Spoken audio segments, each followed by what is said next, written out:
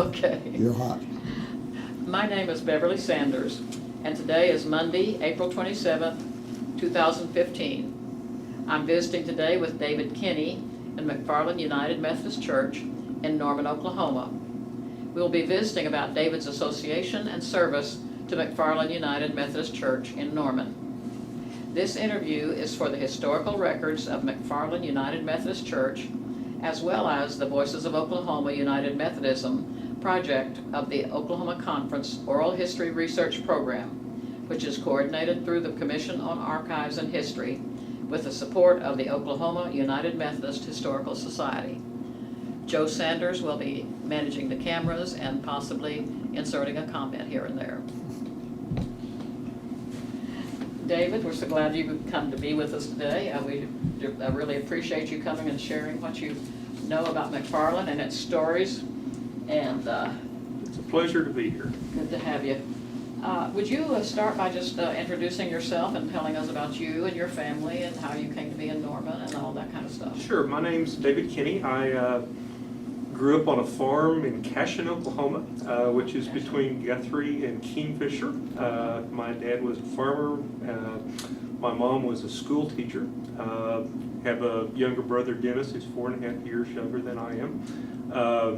We grew up in an agricultural type setting, showing cattle at the county fairs and raising animals and crops and being in 4-H and stuff. Did you show cattle? I did. FFA? 4-H. Was always in 4-H. I was actually in 1975, I was part of an international farm youth 4-H exchange and got to go spend the summer in Sweden and the Netherlands on a dairy farm.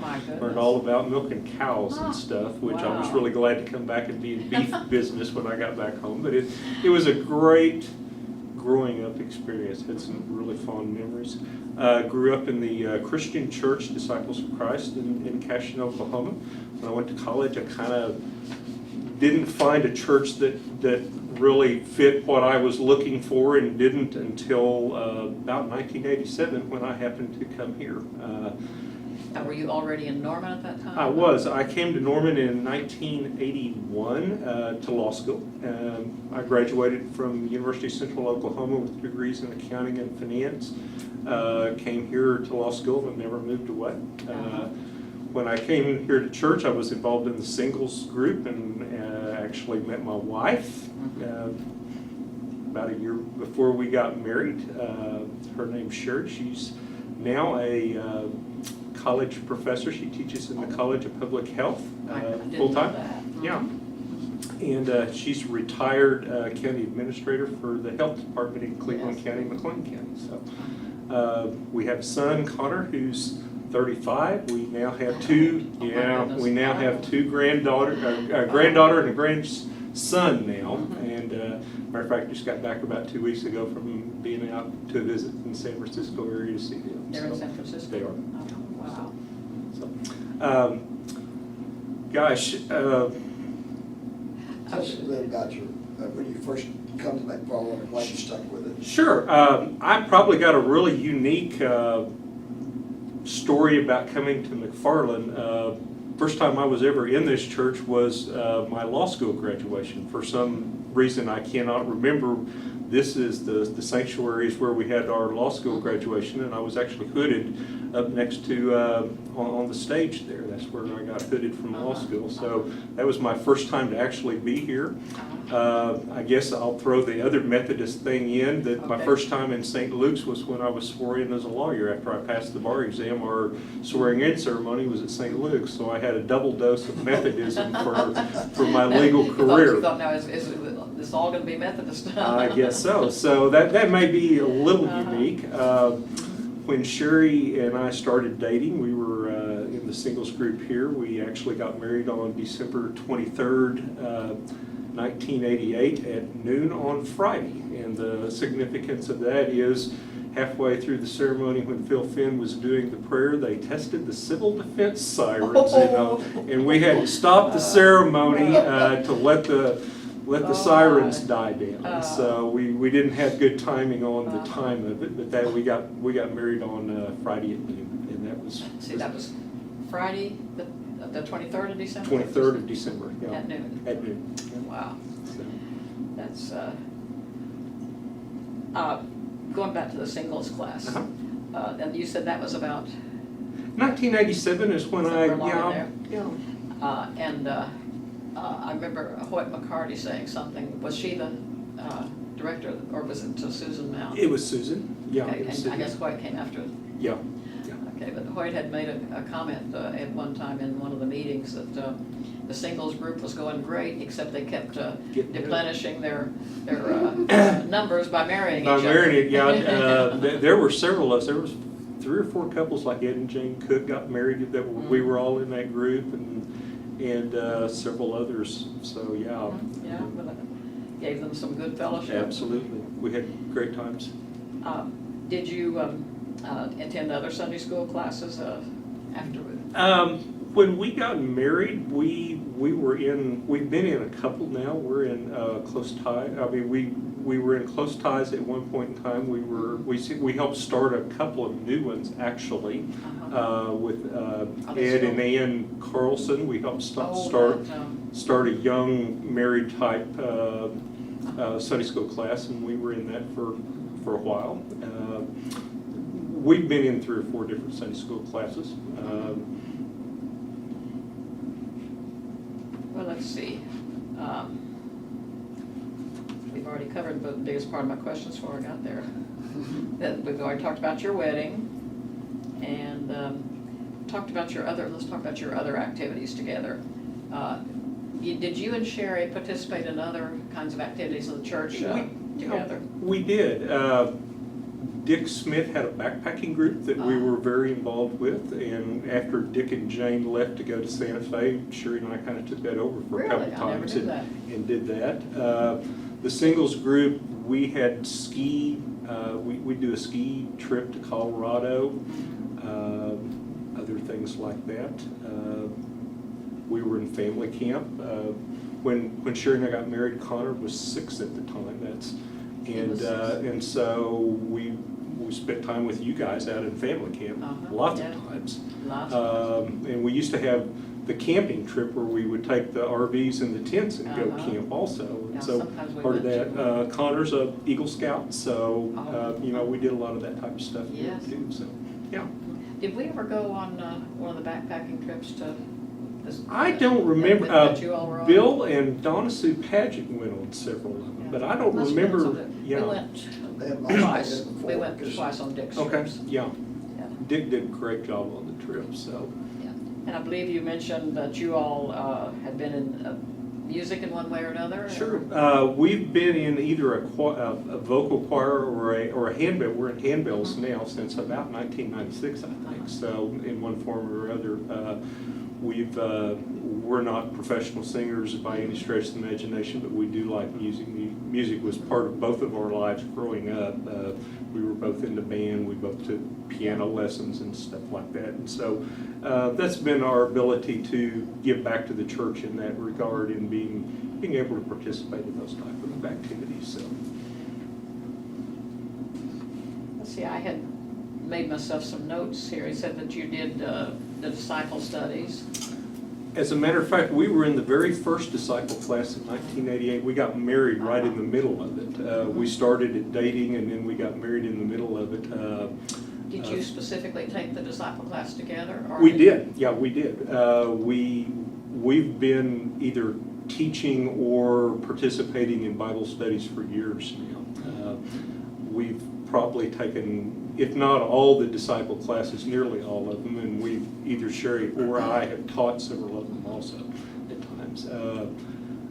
My favorite one is the Christian Believer class. I've taught that with Wally Haskett a couple times. So tell us a little bit about the Christian Sure. Believer. As I understood it, after we took the first group of them, and then as I understood, the Christian Believer was a little bit different style. It is a little different style. It's more of a theology-based, topical. Instead of reading Bible text and studying that, it will be on a theme, if you will. And there's Bible readings that go with it, but there's also writings. There's a book of writings, if you will, that different people have written back from the Desert Fathers back in the 200 and 300 AD, all the way up to Martin Luther King Jr. or something. And so it would be chronologically that you would have 6 or 7 of those type of readings on the week, and they're very powerful. They're the best of the best, if you will. That they take the best books and they pull the best out for it. And it's really good. Both took that one also. We have, yeah, and I've taught that a couple times also. So, yeah. David, Yeah. interrupted. But you talked about Barbara and her husband. You had them that teach some of the Barbara basic disciple class, right? Yes, we actually never took a class with Dawn. Oh, you didn't? Now, Phil Finn's the one who taught our class, Oh. and the very first one Phil Finn taught. Oh, okay. And so, I mean, Dawn and Barbara were lifelong, I mean, they were stewards in teaching that class.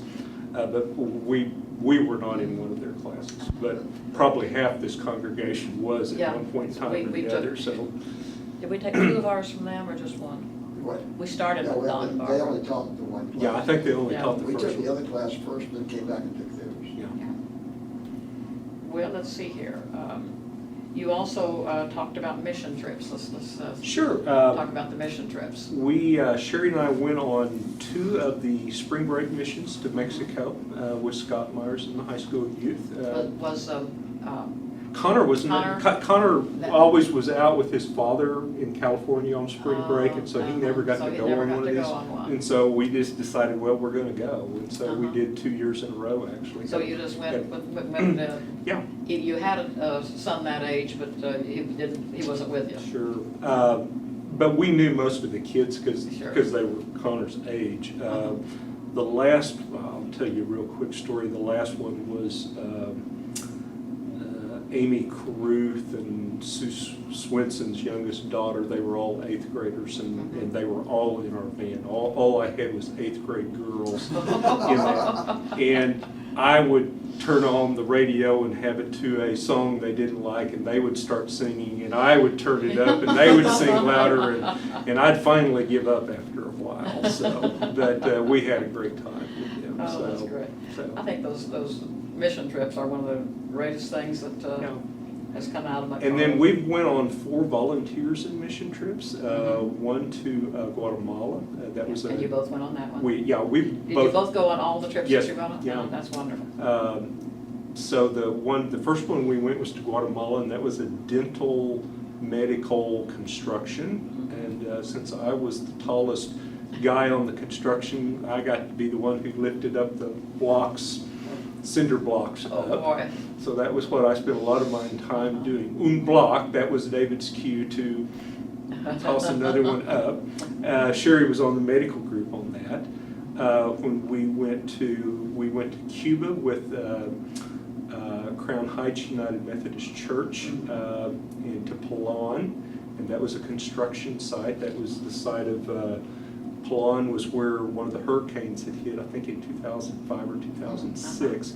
And so we did construction work on their new church and had a wonderful time. And would you pronounce that name again? Pelon, P-I-L-O-N. Pelon is the way it's, and it's over near Guantanamo Bay, actually. It's way on the far southeast side of Cuba. And you said you were basically repairing some hurricane damage? Well, we were. They at that point in time, you could not build a new church unless your church had been damaged, and so theirs was damaged, and there was some dispute about whether the hurricane actually did all the damage, or maybe someone came in with ropes and kind of pulled some of it down so that they could have a new church, if you will. I mean, it makes for a great story, but anyway, they had significant enough damage to their structure that they were able to get a permit to build a new church. And that was the government that said they couldn't? That is correct. I guess that was keep the number of churches the same? Under the government at that point in time, they did not support religion, that they didn't allow you to do anything new than what you'd already been doing before, if you will. So that's kind of been relaxed a little bit since then, and but yeah, Cuba's an interesting place to go visit.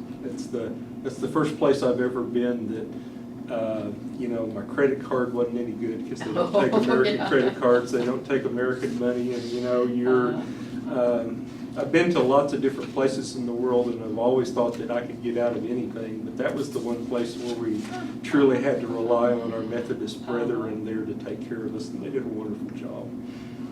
Says that was in 2007? 2007, yeah. We went to Costa Rica in 2009 on another construction.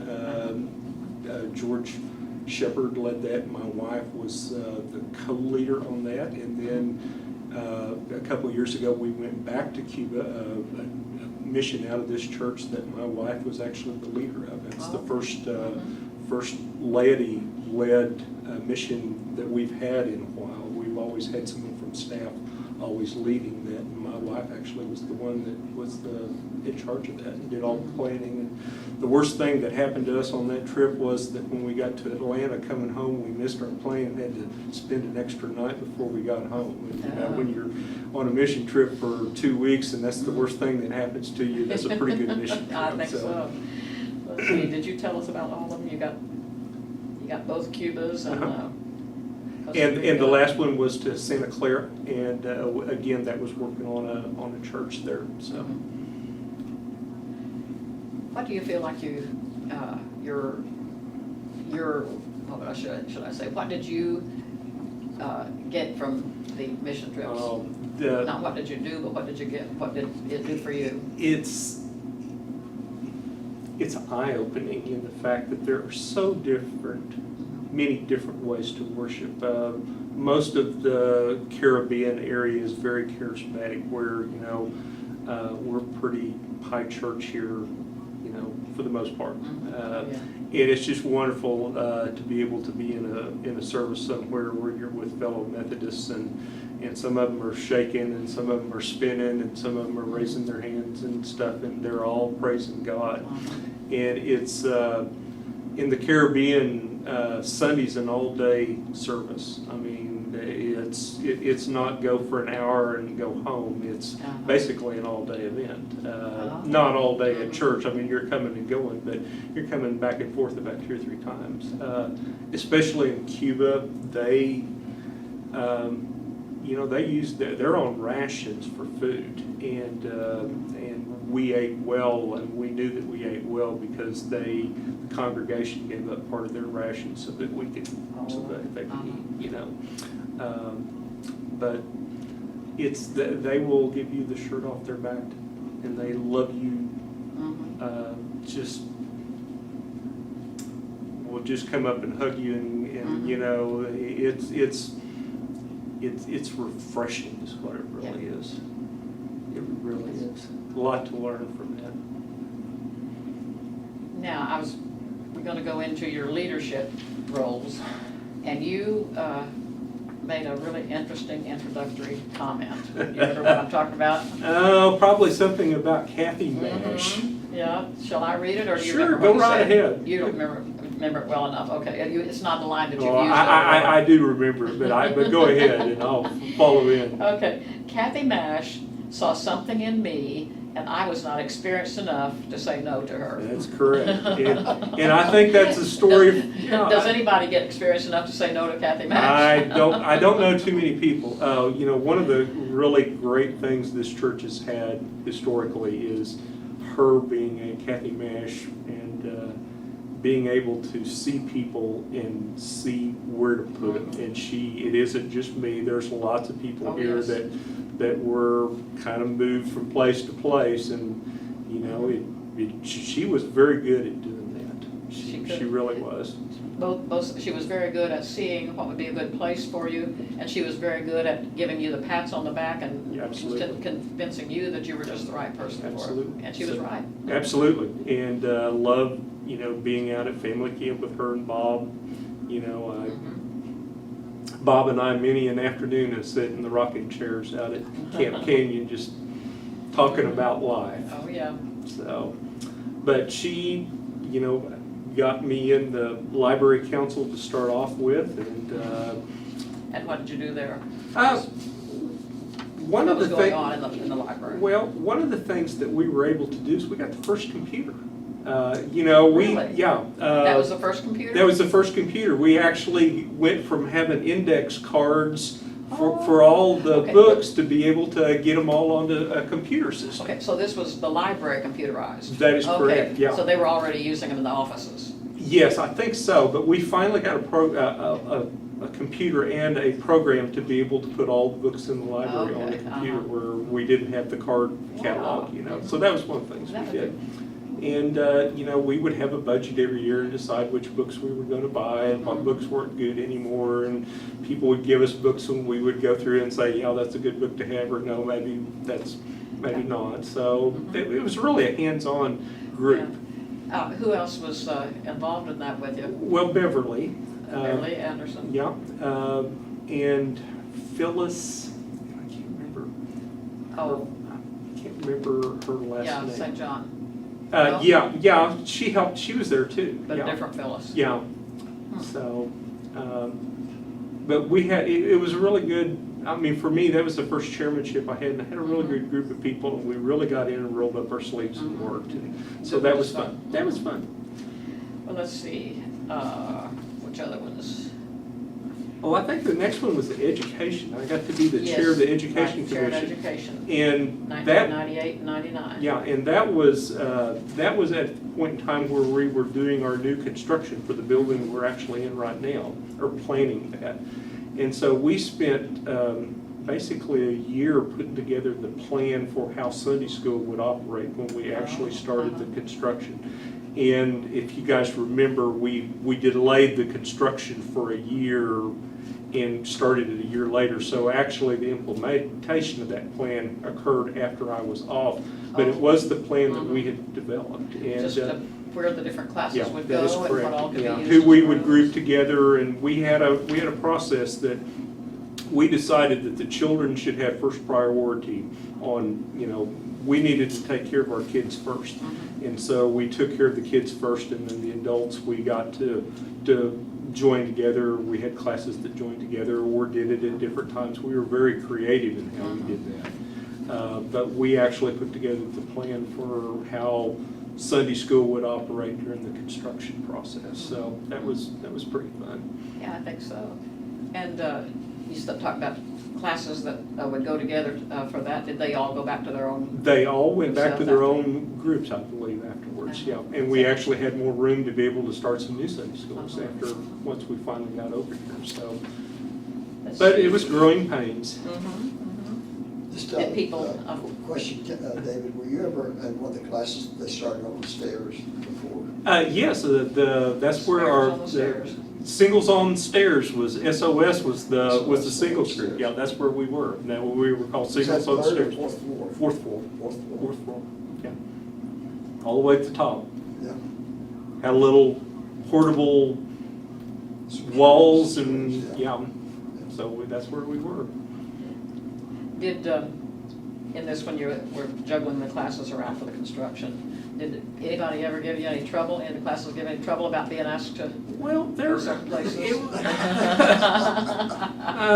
you know, my memory fails me at times. Two and one maybe? Probably a good time. You know, I think no one particularly liked it, but they all knew that something better was coming and they were willing to do it. So they could look right over here and see what was Absolutely. happening, that Yeah. they could see why we were doing it.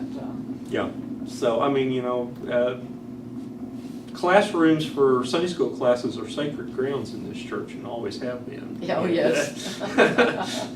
But I think, you know, once you got past the shock of, I'm going to have to do something different, you were able to see, okay, so this will last a year or so, but something better is coming down the pike. So, yeah. And then you went to the Council on Spiritual Initiatives. And I Chaired was, that. yeah, and I was a member of that when Bill Weitzel started that group. And we And, were sort of. yeah, and that was a really hands-on group too. And when Bill and Beth moved to Oklahoma City and no longer went to church here, I agreed to take that over. You know, we had a book study every year that someone taught. we would do retreats up at the Catholic Retreat Yeah. Center or out at the Thunderbird House here, and Louis Sullivan. yeah, and have people come in. We took several groups to see Richard Foster Renovari conferences somewhere like in Tulsa or Bartlesville or somewhere. That was, again, a really hands-on group. We did lots of stuff. Did the spiritual gift studies come from that group? Yes. That's what Yes. I was thinking that they Yeah, were. that was, and Started with a group that took the whole course. that's correct. And Yeah.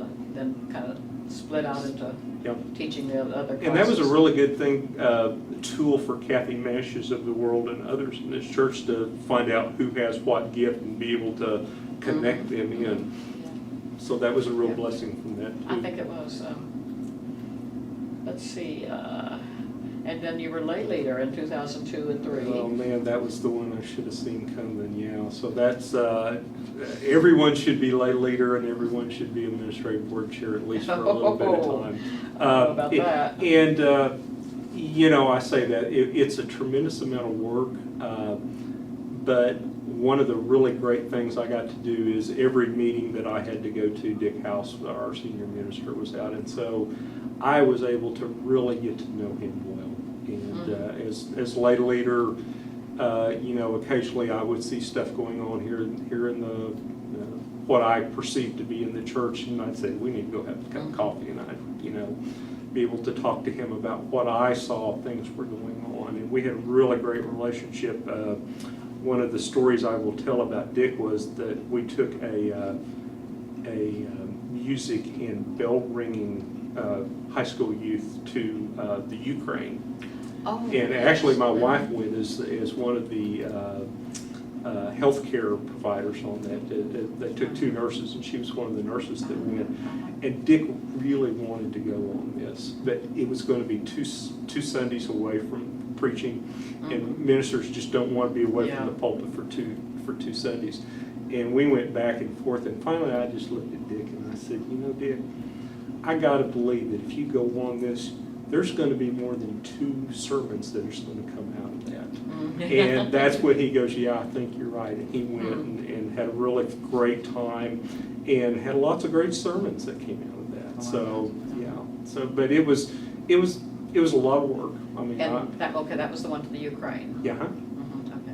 And That's when Vanita took the Yeah, set of bells. that's and taught correct. them to- Yeah, I think that Vanita's first time to go was that trip. Was it? Huh? Yeah. So, yeah. Mm. But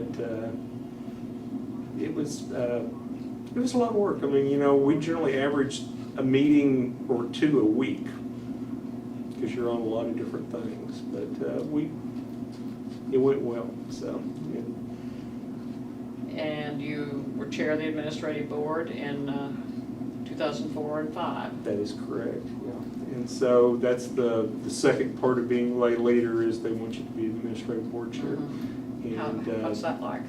Well, it's easier than being lay leader. You don't have as many meetings that you go Really? to. It's easier Yeah, than lay it is leader? I would've easier. thought it'd be the other No, way around. it's actually the other way around. And I'm really grateful that currently Reverend Harker has a couple of lay leaders and a couple of administrative board chairs, because I think, you know, it probably is too much for one person to do. And lots of churches have multiple people doing that, and that's probably a pretty good idea. You mean 2 administrative Administrative board chairs and, or one and one coming up? yeah, one and one coming up and having that person do more Uh-huh. things. So, yeah.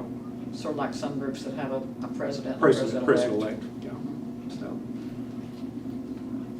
And one of the things that you get to be as administrative board chair is that you're automatically on the McFarland Foundation. You're the ex officio member on the McFarland Foundation. Oh, okay. So I got my first experience at being on the foundation at that point in time and really enjoyed that tremendously, to the point that when I'd had my year off after being administrative board chair, and they came back to me and said, what do you want to do? I said, I want to be on the foundation, and that's where I've been ever since. Why don't you tell us a little bit about what the foundation, when it was formed, and what the Sure. foundation is all about? The foundation was formed in 1988 by an active administrative board at that point in time.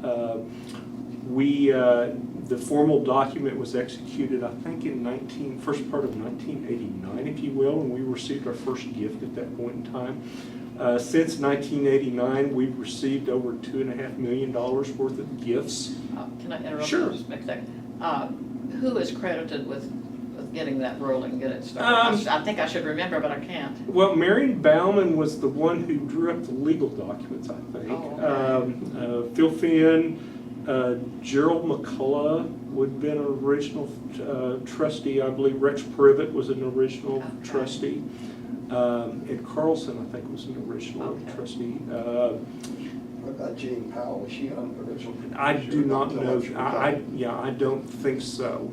Probably after she retired. Yeah. No, I'm sorry, I Tom interrupted you. Johnson, well, I think, was an original trustee. Johnson, I don't think I Yeah, know him. he's a finance guy, so, and it's still on there. But, so anyway, we've, like, Rex Privet was, I mean, up to his death, he was on the foundation, so he was trustee, so. And we've received some rather large gifts and some not so large gifts, and we take all of them, and we are good stewards of that money. It's a perpetual endowment for the church. We've received about $2.5 million in gifts since its creation. We've given over $1 million back to the church, and we currently have about $4.4 million in there that we're actively taking care of. So, Okay. Now, maybe everybody else knows just exactly how these operate, but am I correct, basically, that the money that's given is invested, and then the money that comes from that investment is what's given away? It's what's given away, yeah. All the seed money, or whatever you want to call it, stays there? That has been the way it has been up until recently, but we were allowed by state law to be able to change that. We did that a couple of years. We're still, we have given back some. Well, I take that back. We've not given all the income that we've received yet. We have the ability to give some of the capital gains back. Oh, okay, you're not required to give everything away each year. Yeah, so, but we have the ability to do that. There were some things that happened in 2008 to all these trusts and foundations that needed some tweaking because of the financial condition, if you will, that occurred. And so we went ahead and was able to take advantage of that new law, if you will, but we've never used it. We have the ability to do it, but we've not done it.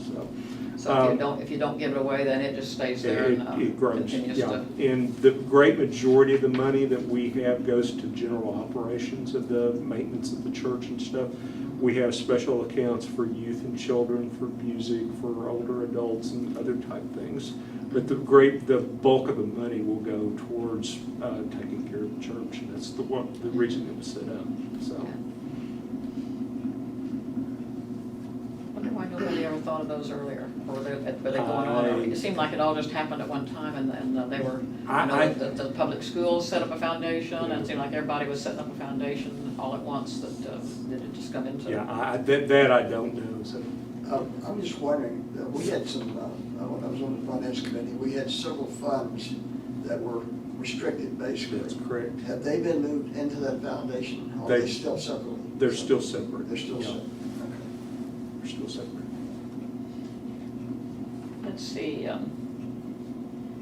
Along the way there, I had a thought that when you said something about going to at least one meeting, with all of these different activities you had, and was Sherry also busy in a lot of activities here? Or? She's been on the mission. She's been on the mission. Missions maybe, but not holding, not so much. Not so much. Not so much that she had to come to the meetings here about. She at that point in time, she was going back and getting her PhD. So I mean, going to school at night. I mean, working full time and then going to school. So no wonder she wouldn't have had time for any meetings. But she's been on mission several different tenures on the missions. Mm-hmm. Yeah. You know, we're seem to be in a tendency to move toward less and less committees and meetings that you have to go to. Is that an improvement? Yes. Well, and I say that several of the groups that I've been have been real hands-on and being able to be in the committee and do stuff is for it. But going to a meeting for the sake of a meeting, Yes. Yeah. So if there was something important Absolutely. to be Yeah, accomplished. if there's some hands-on type thing, then no, but I mean, Mhm. a lot of the meetings are just going for the sake of the meeting, so. Yeah, like going to a meeting with Kathy and getting ready for family camp. Absolutely. We had some pretty good hands-on meetings there. Absolutely. Well, let's see here. We've talked about the churches that were, the two churches.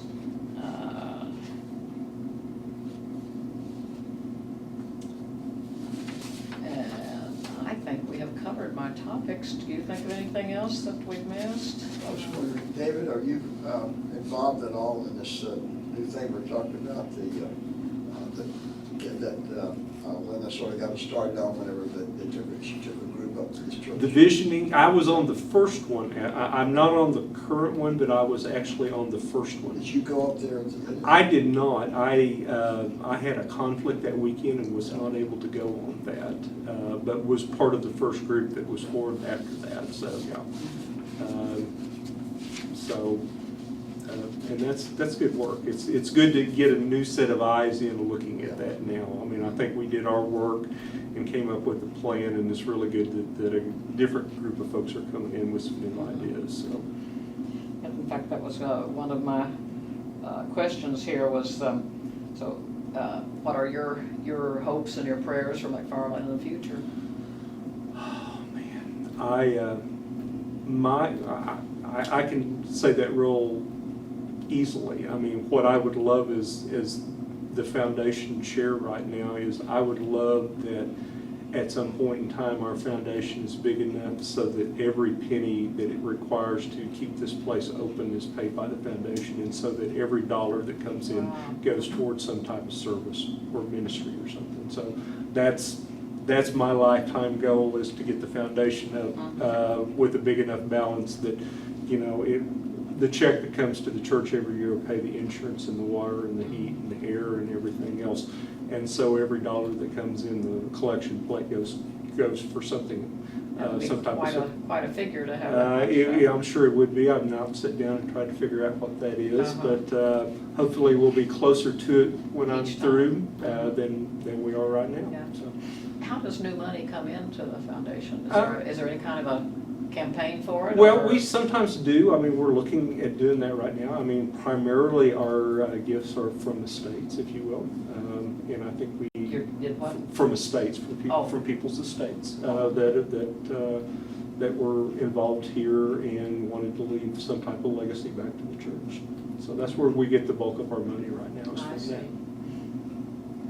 And I think you said that earlier. You said it had about. We got about $4.4 million in there right now. So. How is that relative size to other? That's as big as it's ever been. Wow.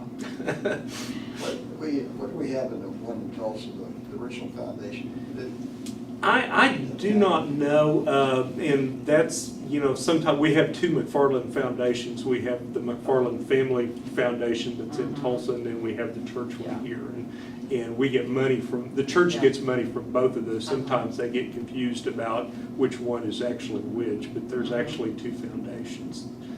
There are actually two McFarland foundations. We occasionally got additional money from them, but primarily theirs is firmly set. It's a certain amount provided for the minister, a certain amount is provided for the organist, and a certain amount is provided to keep the church going. Yeah, and I'm not involved. I'm not mechanically, I guess, mechanically going. And that money goes directly to the church. It doesn't come to our foundation, so I'm not exactly sure how that works, but that sounds right. So. Well, what else can you think of? You got a story that's just too good not to tell? I have told all my stories tonight, I think. You told them all. You know, you get your law school graduation here in this building, and you get married here. Our first granddaughter was baptized here. Connor and Julie didn't get married here, but we flew Phil Finn out to California to Oh my goodness. And Glory Jean was tickled pink. Now She that's got a to story. come along also, so Wow. she wishes Phil would get called away on some more of these. So Now that talk about being unique. I mean, that's unique. Yes, Connor wanted Phil to marry him and Julie, and so that we were able to fly him out and have him marry them out in California. No storm sirens in the middle of it. No storm sirens in the middle of that one. So I appreciate what you guys are doing. Here's the new historians also. It's a great service to this church, and like the foundation, will be a perpetual item for people for all generations to be able to see. One question I thought about is when you were talking about the hiking trips, did you ever do the Durango thing, go to Durango, go up? We did on the train out of Durango and get off. Yeah, the one I went on, I did not go on one where you actually ring the bells, if you will, where you actually go. Yeah. We just went up there and then came back. But yeah, the one of them that I was on, I think it was Dick's last one. We went up there and camped out up there. So yeah, that was a lot of fun. Now the one that we actually we went on some of the trips earlier on, and twice we went to Chicago Basin. Right. And they would go up over the pass. Well, we, of course, we're not into that thing, so we'd glide back out and bring the bus down and pick them up. And then we did the one, when they rang the bells, we went back and took the bands back to yeah, that was the one where we stayed at Crystal Mill. Yeah, that was Crystal Mill. While they went and rang the bells. And Bill and Donna Sue Paget actually did some of that stuff. I mean, they were ones they wanted to go, but they physically couldn't, do the things that we did, and would come back up early and do that. So, but had some really great trips with Bill and Donna Sue. So. Being in McFarland is a wonderful experience. It is truly a blessing. Yeah, McFarland is in our blood from way back. Yeah. So we feel blessed to be able to work with the archives and all the memories of it, and this oral history that came at us out of the blue, and we discovered we just really enjoy that. So, well, if you have no more to add, I have none. Let me say it's been a very interesting interview, and we sure appreciate you taking the time out to come down and talk with us. And hopefully it stopped raining and we won't get wet going back to the car. Yeah, and thank you again for being here.